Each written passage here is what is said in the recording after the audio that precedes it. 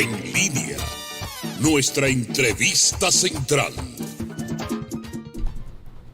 Bueno, continuamos aquí en este su espacio en línea y tenemos ya aquí nuestra entrevista central y para eso nos acompaña Winston Marte, quien es especialista en economía agrícola. Bienvenido en línea.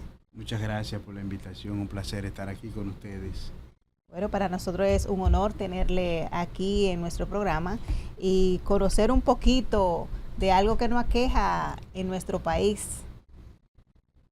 Que es la agricultura. Sí, no, que la agricultura nos pega cada día porque es una de ahí es que sale nuestra canasta básica y hemos visto que en los últimos años, sea por el tema de la COVID, sea por el tema de la guerra Ucrania-Rusia, por el motivo que sea, pues nos está tratando de una manera un poquito como pesadita. ¿A qué se debe y por qué no hay como una estabilidad que pueda, especialmente a nosotras, las amas de casa, poder recibir estos rubros a nuestros bolsillos más cómodos?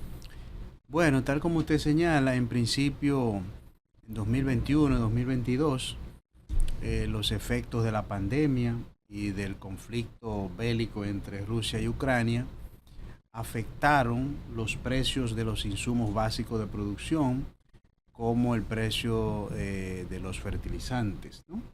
Y de la materia prima necesaria para la fabricación de los fertilizantes, del maíz, de la soya, del trigo, además, que son componentes fundamentales para elaborar alimentos concentrados que a su vez se usan para la producción de carne de pollo, de carne de cerdo y en menor medida para la producción de carne de res. Entonces, eso sí afectó de manera importante los costos de producción en la República Dominicana. Pero luego esos precios se estabilizaron, bajaron, volvieron prácticamente a los niveles prepandemia. Actualmente están muy cercanos a los precios que se registraban antes de la pandemia.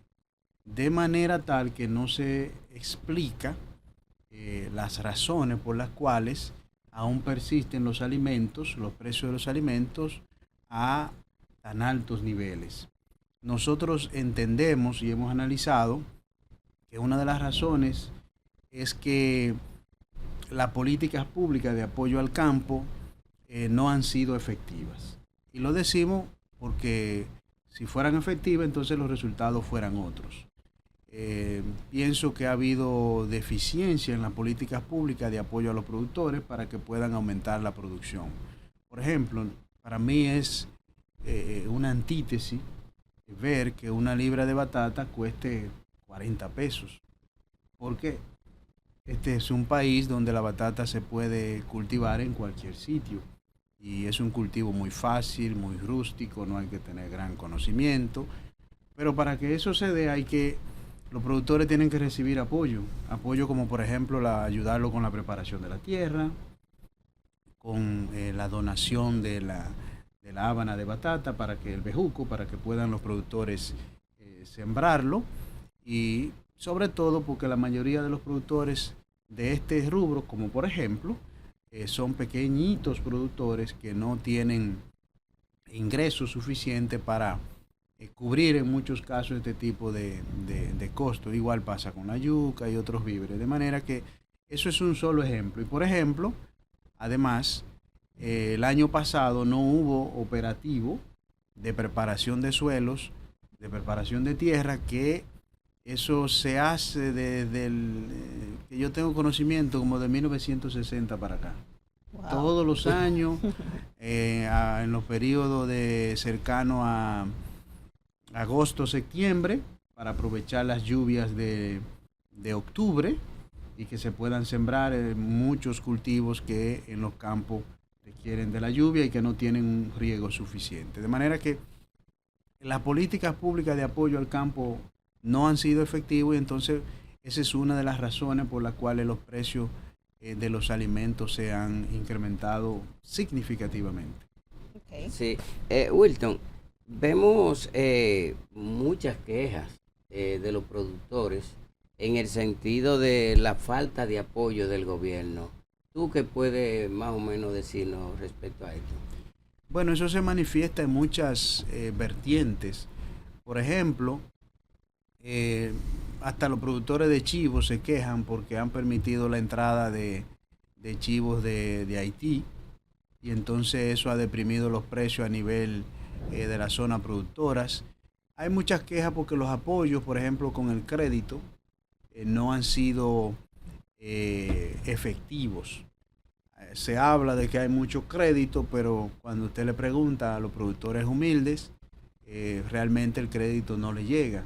Entonces, si no le llega, pues ya no puede realizar sus inversiones para poder producir de manera efectiva. Mira, por ejemplo, los productores de banano de la línea noroeste, de Montecristi, de Valverde y de Asua principalmente, que el banano era el principal rubro de exportación de la República Dominicana. Nosotros llegamos a exportar 363 millones de dólares en 2021 de banano, y el año pasado se exportaron apenas 185 millones de dólares. Eso es una caída del 49%. 178 millones de dólares menos. Habían registrado cerca de 1.800 productores, ya 500 quebraron.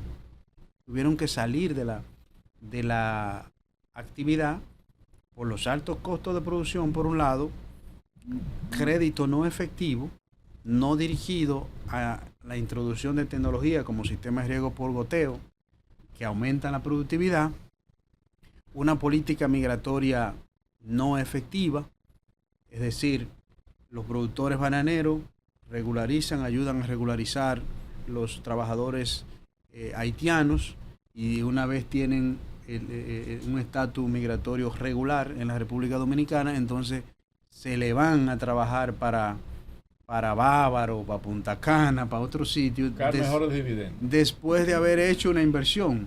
Pero no crea que se le paga mal, porque el banano es un rubro que se sujeta a las reglas de la Unión Europea en términos de el trato que se le debe dar a los trabajadores, de buenas prácticas agrícolas, etcétera, etcétera. Incluso tienen que pagarle su seguridad social, tienen que tener seguro médico, un salario mínimo alrededor de los 25,000 pesos.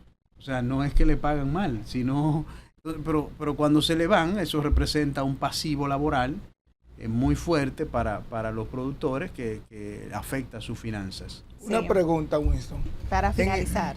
En el año 2024, el sector agropecuario hablaba de un crecimiento de un 4,9% en el Producto Interno Bruto. Y en el primer trimestre del año 2025 hablaba de un 5,2% de crecimiento y aporte al Producto Interno Bruto. Háblanos sobre eso.